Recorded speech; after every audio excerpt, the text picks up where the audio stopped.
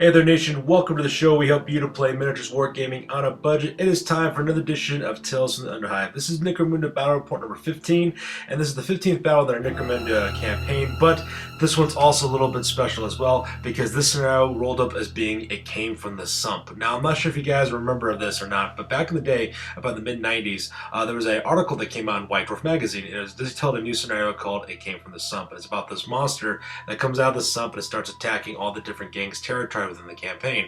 And basically what happens, the monster kind of goes from territory to territory, so each different gang has to fight this thing until eventually a gang ends up destroying it. And there's very special rules about how you go about killing that thing. So when we rolled up on the scenario table, this was the very first battle that came up from It Came From the Sump. So as you can see here, this battle involves my buddy Sergeant Sigmarine of his Sleeping Dogs, which is House Daylight Gang, versus the Thing from the Sump. And so that's basically what it has to do. So these guys have to fight against a monster, try to defend their territory, and either drive off the monster or kill it. We'll talk a little bit more about that in the scenario rules, but for now this is the battle report. We go on to the gang roster. Alright, so here's the gang roster for the Sleeping Dogs. This is Sergeant Sigmarine's Daylight Gang. So as you can see here, the gang rank is about 1,802 points. Pretty straightforward gang. This gang was, the last time this group fought it out was during a heist scenario that took place a couple of turns ago where they fought against the 9/11 in order to steal some crates. So because of that, this gang's rating, even though this is their second battle going in, they actually have a pretty high gang rating because of all the equipment that they have. Now it's time to see if the guys could actually raise up their rating even more by earning some experience. As you can see that the leader's name is Mr. Sinister. He's armed with twin last pistols, last gun, hotshot power pack. He's also got a gang leader special rule. Next comes Painless Joe, who's armed with a heavy stubber, as well as ammo, as well as a shotgun. Finally comes his other heavy Tiny. That guy's armed with a flamer, as well as a last gun as well. Next you have his gangers. That's Mr. Smug. He's armed with a bolt gun and bolt gun ammo. Silk, who's armed with an auto gun and frag grenades. Slick, who's armed with a shotgun and with bolt shells. And Wesley, who's armed with a hunting rifle with infrared sight. And his last ganger is Miss Spectre. She's armed with the last gun. She's got the rapid fire skill and the very last of his gangers. After that, we have his three Jews. That's Noob, who's armed with an auto pistol. Reckless, who's armed with an auto pistol and stub gun with dum-dum bullets. As well as Ghost, who's armed with a sword and stub gun with dum-dum bullets. And finally, their last member of their gang is a scummer named Mr. Sands. He's armed with twin last pistols, hotshot power packs. He's got the quick-witted gunfighter as well as the rapid fire skill. And so that brings up his gang rating to 1,802 points for this one. And they're not really going to talk about the next creature because the thing that they're taking on is called the Thing from the Sump. Needless to say, all of its stats are 6, and that's all you really need to know about it. So with that being said, let's go on and talk about the combat zone as well as the scenario rules for this one. Alright, ladies and gentlemen, now it's time to talk about the combat zone as well as scenario rules. I apologize ahead of time. When we take these photos of the combat zone that this battle is taking place in, we forgot to put the little craters that represent the pit, this chemical pit that's so integral to this scenario. We'll show it to you here in the top of turn number 1. But basically, this is what you need to know. In the combat zone, especially when it comes to It Came From the Sump scenario, basically what happens is that a gang goes up against a creature called the Thing. And the Thing has 6s for all of its stats. Now, basically, there's only 2 ways that the gang can deal with the Thing from the sump. Either one, they try to drive it off, and the reason how they do that is they shoot at the creature to fight against it, and every single time they make a successful hit, the creature travels backwards 1 inch, and if they drive the creature off of the table zone, off the battlefield, then they drove the creature off successfully. The second way they deal with the creature is by driving it into a chemical pit. And this chemical pit is supposed to represent like this really acidic chemical pit that's right smack dab in the middle of the battlefield. And if they can shoot the creature into that chemical pit, it actually gets killed. And when it gets killed, the bounty goes directly to the gang, and the gang earns money that goes directly to their profits, representing the fact that they killed this monster that was terrorizing all the different areas. If the monster is not killed, it is only driven off and is not killed, its bounty on it increases by another D6 times 10 creds, and eventually the gang that does kill it gets the entire bounty on that case. And so that's pretty much how the scenario rules work out for this one. So even though we didn't take it, it's not in the picture, in the middle of the table is supposed to be a series of chemical pits that represents the chemical pit that the monster needs to fall into in order to kill it. Otherwise, if you can't kill it, you can try to shoot off the table and survive, and that's how it works. Now, the Thing itself is also very, very dangerous as well. The Thing from the sump has up to 6 attacks it can make, which is the number of wounds that it also has as well, because every single time it gets attacked, its stats go down by 1. If it gets your character, it drags it towards itself, and eventually you'll engage your character in hand-to-hand combat. If you lose that, the monster automatically kills the character. It doesn't get, you don't roll in the serious injuries table, that guy is gone, his equipment is gone forever. So because of that, this battle is also kind of risky as well, because if the Thing from the sump grabs your dudes, it'll kill it permanently. It could really screw your gang up if you're not careful. So that's one of the things you basically have to consider on this part as well. During the recovery phase for each phase, the thing from the sump regenerates its wounds. It rolls a number d6 for the number of wounds it lost. On every time that goes from 4 up, it heals another wound. It gets back in there again. You can't kill the thing by shooting it multiple times. The only way you can kill it is by driving into the chemical pit. And the only way you can beat it if you don't drive into the chemical pit is to chase the creature off your territory by, like I said before, hitting it multiple times. For every hit that successfully lands on the creature, it goes backwards 1 inch. If you hit with the flamer, it goes back d6 inches. So anybody's armed with the flamer becomes very, very valuable in this battle report. And so that's pretty much the only way you can do it as well. Normal wounds apply, of course. If you wound the creature, you get 5 experience points. If you survive the creature and successfully drive it off, you get additional d6 experience points for each one of those as well. If you manage to kill the creature, your gang leader gets a plus 10 experience points. And if you don't, the creature lives to fight another day and it haunts another gang. So this right now is actually kind of important. It's kind of good that we roll this one as well. We have several new gangs that popped up for our campaign. So instead of fighting other gang members, these new gangs can now fight the thing from the sump and hopefully, kind of boost up the gang ranks a little bit and try to survive against it. So now that you guys have seen the combat zone that we're fighting in, as well as on the scenario rules, let's go and talk about deployment, and then from there we go to the top of turn number 1. Alright, so let's talk about deployment. This is the deployment for the thing. As you can see there, we're using a Goroloth miniature from the Bones lines of Reaper Minis. The reason why we're using that is because that thing looks like very tentacly, it has fins and stuff, and it kind of floats around. It just looks weird, and that's the reason why we love using it. So that is the thing from the sump. It deploys right in the smack in the middle of a random table edge. We roll a d6, and that is where you let it up on the right-hand side of the board. And my buddy Sergeant Sigmar will take his gang and line up directly across from it within 8 inches of his deployment area as well. So yeah, that makes the deployment for the thing. Alright, here's my buddy Sergeant Sigmar for his House Delak gang, the Sleeping Dogs. He basically broke down his team into 3 fire teams. The very first one has 6 members in it. Starting from the front wake and working to our right, we have Mr. Sands, as well as Ghost, as well as Reckless. So those are the 2 Jews, as well as the, Scummer who makes up the front rank there. And the back rank, starting from the left and working our way right, we have Tiny, that is the heavy who's armed with a flamer. In the middle there you have Mr. Sinister, that's their leader, who's armed with last pistols and last gun with half shot power packs. And then right next to him on the right you have Noob, which is also another Jew as well. So that makes up deployment on this side for the House Delak. Alright, here's the other 2 fire teams. He divided up his army into for House Delak. So on the left-hand fire team, starting from the left and working our way right, as you can see there we have what's his name? That's the tiny, no, not tiny, Painless Joe. That's the heavy armed with heavy stubber. Also next to him as well, you have, not Silk, what's her name? Miss Spectre, she's armed with a last gun. And the other guy is also Wesley, who's armed with a hunting rifle. He's also got the referred set on there as well. And on the right-hand side, from the left, all the way to the left, we got Slick as well as Silk. That Silk is the gang who's armed with the auto gun. Slick is the guy armed with a shotgun. And then you also have Mr. Smug, who's armed with a bolt gun. He's also got ammo rolls for those guys as well. So that pretty much makes a deployment for the House Delak gangers on this one. With that being said, we go directly to the top of turn number 1 for this battle report. Alright, with that, we go to the top of turn number 1, and the thing always gets the first turn on the battle report for this scenario as well. So you see there, all the thing does, it moves up 6 inches, because that's what it can do. It can't run, it can't sprint, so the only thing it can do is move its normal movement allowance.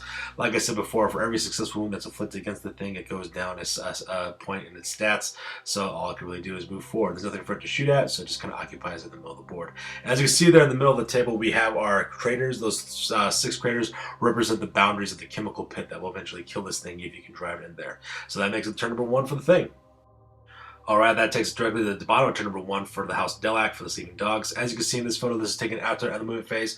Pretty much my buddy Sergeant Sigmar starts moving up over his guys as quick as he possibly can, trying to get this thing fully surrounded so that way they can take turns shooting at this thing and maybe drive into the chemical pit. So start from the left-hand side there, you can see that Mr. Sands kind of occupies the left-hand flank. He's got Tiny, as well as his whole line of noobs, as well as the leader taking up firing positions down near the edge of the pit, so that way they can try to lure this thing towards them and try to shoot them as well. So that's the close-up. And then also on the right-hand side there at the top, he's infiltrated his gangs up those walkways to where the MTA terminal is located, and he's also ran up some of his gangers there to start making their way towards those structures on the right-hand side. So that makes a movement phase on this one. Alright, here's a close-up of Mr. Sands taking up that cargo tent on the left-hand side. You also got Tiny taking up that position right at the base of the stairs. You got the whole line of Jews, starting with Ghost, Reckless, as well as Noob, taking up fighting positions. Right behind them is Mr. Sinister, their leader. So that's the close-up on this one. As you can see this picture as well, my buddy Sergeant Sigmar moved up 3 of his gangers up to the top of that gantry level there. So the entire movement phase doing that. Starting from the left and working right, you have Painless Joe as well as Wesley. And then finally you have Miss Spectre's armed with her last gun as well. So taking up cover positions up there. I'm thinking Mr. Sergeant Sigmar is planning on doing is moving these gangers up to the tops of these gantry walkways so that way they can start laying overhead fire from above onto the thing. And finally, we have the last three gangers. Those guys are Mr. Smug as well as, what's his name? Silk. Yeah, no, sorry, Mr. Smug, Silk, as well as Slick. That's right, that's their names, the three S's. As you see, they're taking a position trying to flank on the left-hand side of the things. That way they can also engage in combat as well. So with that being said, we move directly on to the shooting phase. During the shooting phase, Painless Joe managed to put a wound onto this creature, but even though he hit us multiple times with successful shots, basically drove back a couple inches back into the middle of that Gantry way as well, so now the creature is now taking an additional wound as well. The rest of the other characters lost their shots on this part, so that pretty much makes it the shooting phase on this one. And since there's no close combat and the thing failed to recover its wounds during the recovery phase, we go directly to the top of turn number 2 for the thing. All right, turn number 2 for the thing was not all that eventful. All it really did is move up forward another 5 inches. So guys, you can see there, it walked off from the top of that game plate down toward the edge of the, down towards the edge of the chemical pit. And the reason why it's doing that is because I forgot to mention this in the scenario rule. The thing doesn't really have control of where it goes. What you do is that the opposing player takes a d6, which is me in this case. I'm the opposing player for my buddy Sergeant Sigmarine. I roll a d6, and whatever I roll depends where the creature goes. On a 1 through 3, the creature can go wherever it wants. On a roll from 4 or up, the creature must target the closest rival gang member towards it and move directly towards that character and direct all of its attack against it as well. In this case, I rolled a 4 for the thing, so all it did is it moved up 4 or 5 inches off the edge of the platform towards Ghost, which is the closest of all the gang members heading towards it. Since this creature is out of range of anything to be shot at, we go directly to the top of bottom turn number 2 for the Sleeping Dogs. During the move phase, as you can see for the Sleeping Dog, Sergeant Sigmarine puts his gang as noobs as well as his leader into a firing line there. So you got Noob on the left-hand side, you got Reckless, followed by Mr. Sinister. On the far right-hand side, you got Ghost. At the same time, he kind of tucks in Mr. Tiny, who's the heavy armor of the flamer, over to the bottom on the right-hand side there next to that column for the next gantry walkway. As you can see on the top there, Mr. Sands has also moved up his full 8 inches and takes up a covering position that way, so that way he can start shooting at it with his last pistols as well. So pretty much they're making a firing line at this part. It looks like my buddy Sergeant Sigmarine is planning on driving the creature off, maybe not trying to kill it into that chemical pit. But, you know, who knows at this point? It's too early to say. So that's the move phase on this side of the board. And in this photo, there's a close-up. As you can see, Mr. Painless Joe, he actually has a perfect line of sight shot from where his gantry is towards where the thing is located at, so he can just stay where he's at, just open up the stubber all day, heavy stubber all day long. At the same time, on the top of the roof, Miss Spectre as well as Wesley climbed up to the top of this roof of the MTA, spent their entire move phase doing that, so that way they can start taking cover positions at the top of the MTA and actually start raining some shots down onto the thing as well. So that's the close-up on this side. And here's a close-up of his assault team with Silk, Slick, as well as Mr. Smug. They move up their entire move phase running towards that structure there with the 3-level structure. So now that way they can start climbing up to the top of that thing and also start taking positions where they can start shooting at the creature. And with that being said, we go directly to the shooting phase on this one. During the shooting phase, the Sleeping Dogs combined fire of all the characters aiming directly at the thing, managed to push it back 3 inches and also managed to inflict 3 wounds on it as well. So because of that, now the thing from the sump is carrying 4 wounds, which means now that all of its stats are now reduced to 2 as well. Unfortunately for my opponent, for my buddy Sergeant Sigmarine, the thing rolled up on its wounds, managed to heal 2 more wounds, so that way his stats goes up by 2 more. And with that being said, we go directly to the top of turn number 3 for the thing. Alright, so this is the top of turn number 3 for the thing. As I said before, I rolled d6, rolled a 5 on this case, so because of that, this creature starts beelining towards the closest thing that hit towards it. In this case, it's Tiny the Heavy. It moves up 3 inches, and also during this phase, it also lashes out 3 of its tentacles onto Tiny as well. Now, this is where we're talking about the shooting that this thing can do. The thing actually does have shooting attacks. It has the same number of shooting attacks that it does have wounds, and what it represents is the number of tentacles this creature has. So in this case, I have 3 tentacles in this case, and the range of this creature is about 12 inches. So what ends up happening is I open up with all 3 tentacles, I grab onto Mr. Tiny, onto Tiny, and then what happens is for every successful hit I make, I drag the poor ganger 1 inch closer towards the thing. In this case, all 3 of my shots actually hit. So there's no wounds involved, it just represents this thing is lashing out, grabbing whatever's nearby, and starts dragging towards it in order to start eating it as well. So the problem is now is that because of that, Miss Tiny, now that he's engaged with this creature, there's also a special rule that says that if the creature grabs you, you're now stuck inside of pinning, and unless you get someone within 2 inches of him to help this guy pass his pin test, he can't do anything at all.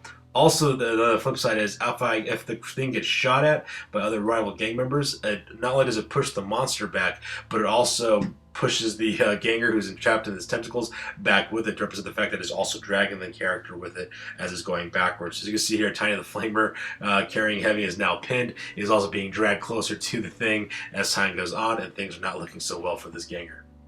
And that takes us directly to the top of turn number 3 for the Delax. In this photo, my buddy Sergeant Simmery actually got a little bit gun shy on this part. So what he decided to do is he moved some of his guys up forward as quick as he possibly can to start circling this thing around as well. I forgot to take some photos of the move phase, but just to let you know, basically the flanking element just climbed to the top of the next structure, and the gang members got closer as well. In fact, my buddy Sergeant Simmery ran up to Ghost Order to help give additional help to Tiny for his pin test, but unfortunately for him, he failed on that one. So because of that, the guy still engaged with the monster as well. They did manage to put additional wounds onto the creature during the shooting phase for a grand total of 6. Now the creature can only move around 1 inch. Now all of its stats reduced to 1 at this point. So they did manage to push it back another additional 2 inches, and they pushed him all the way back to that structure. But at the same time, though, the creature also dragged Tiny with them those other inches as well. So things are not looking good for that heavy in this situation. So that being said, we go directly to the top of turn number 4 from the thing from the sump.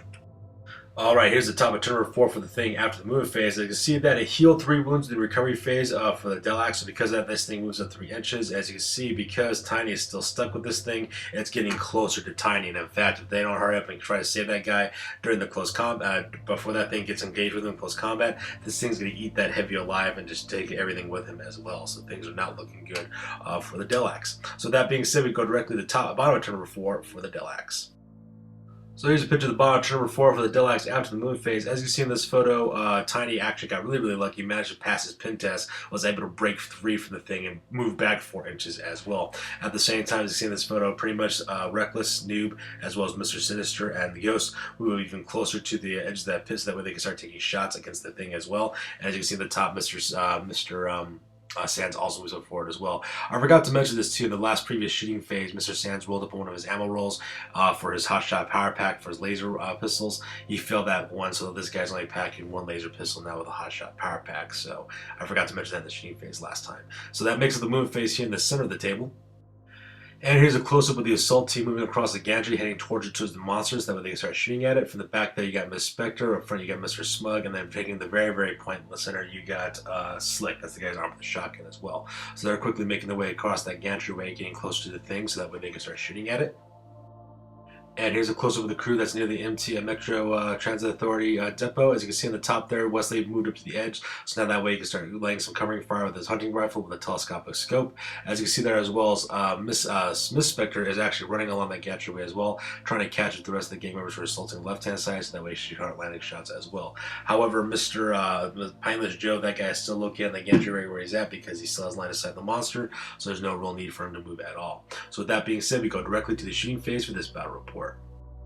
During the shooting phase, they managed to push this creature back 8 inches during the shooting phase, and almost all the gang members opened up on this thing. Their shots were hitting. Their shots were also doing some wounds as well. Managed to put 4 wounds onto the creature as well. So they managed to push this creature back from that center pylon, that center structure there, onto the other side. So now it's only a couple inches away from the board edge. If they keep on nailing it that way, they'll be able to push it away and drive it off for good. Now, unfortunately for my buddy Sergeant Sigmaring, he will not be able to get any bonuses for killing the monster because the only way you can kill is by shooting it into the chemical pit. But at the same time, though, he's a little gun shy in this one. He doesn't want to lose any members of his gang if this thing gets closer to engage his guys. So, it'll be somebody else's problem at this point. So that pretty much makes up the shooting phase on this side. Unfortunately for Mr. Sergeant Sigmaring, a couple of his gangsters did manage to fail their ammo tests. In this case, you can see that Noob failed his ammo test as well. So now that one yellow 1 die represents that he's out of ammo. So now that Juve, all he can really do is fight hand-to-hand combat. He has no other shooting weapons at all. So because of that, he's in a bad situation. And at the same time, Mr. Sands, the scummer, also filled his ammo roll as well. So now because of that, both his pistols are now useless. And the only thing this guy can do is actually engage in close combat now. So with shooting out of the way, we go directly to the top of turn number 5 for the thing from the sump. Alright, that takes directly to the top of turn number 5 for the thing from the sump, as well as the turn number 5 after moving for the Delax. Pretty much the creature, all it really does is move up to the center gantry where he is located right there, and it tries to pull off some of his shots, but because it lost so many wounds the previous turn, wasn't able to regenerate anything, all of his shots pretty much miss at this point. So then we go directly to the bottom of turn number 5 for the Delax. As you can see in this photo, pretty much all the other members of the Sleeping Dogs move up as quickly as they possibly can to start assaulting this thing. They're planning on shooting this thing to pieces and just driving it away from their territory for this turn. Here's a close-up of Slick, sorry, not Slick, Miss Silk, Mr. Smug, and Slick, there you go, located there in the center part of that gantry, as well as that 2-level structure as well. Where they're located at from their positions, they could actually start taking shots at this creature. Will definitely help it out, try to drive this creature away as well. So that makes the close-up on this part. And here's a close-up of Miss Spectre, also located there with her enough range to open up with her last rifle as well. So that also makes the close-up on this one for her. And finally, here's a close-up of Sergeant Submarine's gang getting ready to open up on this thing with his shooting, especially with Mr. Tiny taking point with his flamer, because that won't have the most drastic effect when it hits it with the flamer, because it pushes the thing back D6 inches. And so with that being said, the entire gang opens up on it during the shooting phase. And as you see in this photo, the creature finally got shot off the board. The combined hits that hit this thing was basically pushed it back 8 inches, which was enough to push the monster off the board. And because of that, the sleeping dogs have driven the creature away from their territory. So that pretty much brings us to the end of the game on this one. As you can see that because they couldn't kill the creature, its bounty increases from 50 creds where it originally was at to now another additional 50 on top of it. So now this creature is worth 100 creds for the lucky gang that manages to kill it. So now that the game is over, let's go directly to the post game and talk about some of the changes that took place for the gang on this one. Alright, ladies and gentlemen, now it's time for the post-game. This is the part of the battle report. We're talking about what kind of advancements took place for all the different gang members in this battle report. So as you can see here now, you're looking at an updated picture of the gang roster for the Sleeping Dogs. Ended up being a victory for them because they managed to drive off the creature. Granted, they don't get any money for killing the creature because they escaped and they drove off their territory, but this gang gets to live on and fight for another day. So let's go talk about some of the advancements first of all. As you can see, Mr. Sinister made another advancement. He's up to 88 experience points. He got +1 to his initiative. Painless Joe also got +1 to his ballistic skill as well as sprint. Tiny and Smug, they also moved up their experience points to 97 for Tiny, as well as 37 experience points for Mr. Silk, so not so bad there. Slick, she also advanced as well to 41 experience points. She got +1 to her toughness. Slick Man also made another advancement. He got the crack shot skill. Same thing with Wesley, he got the fixture as well as the medic skill, so now that guy can also negotiate prices for items as well as heal guys who can go out of action. Miss Spectre, she got the earn the killer rep skill, which is kind of cool. Next comes the other three Jews. All three of them made advancements as well. Noob, he got +1 to his strength and also got the escape artist skill. Reckless got +1 to his strength, and Ghost got +1 to his bliss. Actually, not +1 to his bliss skill. He got +2 to his bliss skill. He's rolled it twice on that advancement table, so they're doing very good for themselves. The gang then also worked their territories. They earned 45 credits in profit after doing all the work for it. My buddy Sergeant Submarine spent 25 credits for the frag grenades from the Spectre. Also spent another 5 credits to rehire Mr. Sands, and then took the remaining 5 credits and put inside of his stash. The new gang rating for this gang is now 1,967 points. The new record is at 2 wins and 0 losses. And Flying the Thing's new bounty is now at 100 credits because that thing is still alive and it's out there still haunting the grounds of Necromunda as well. So it'll be kind of interesting to see exactly where it goes next with the gangs. We'll be actually doing the scenario where we'll all have to see exactly what territory attacks next and which gang will have to deal with a thing that comes from the sump. So that, ladies and gentlemen, that's pretty much going to round up for this one. As always, please feel free to like, comment, and subscribe. We enjoy making these Necromunda battle reports for you guys and a lot of fun playing them as well. Also, feel free to check out our Instagram account as well as our Google Plus account for all the latest and greatest on what our hobby is up to, so that way you know exactly and stand to know what's going on. So with that, ladies and gentlemen, that's going to pretty much do it for this one. You guys stay classy. We will see you guys on the flip side.